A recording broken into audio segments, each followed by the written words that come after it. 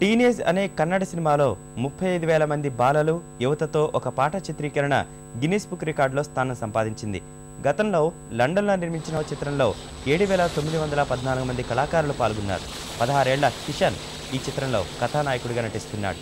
12 ఏళ్ల వయసులోనే care of footpath అనే కన్నడ చిత్రానికి దర్శకత్వం వహించాడు. ప్రపంచంలోనే అతి పిన్న వయసు దర్శకునిగా గిన్నిస్ బుక్లో స్థానం సంపాదించాడు.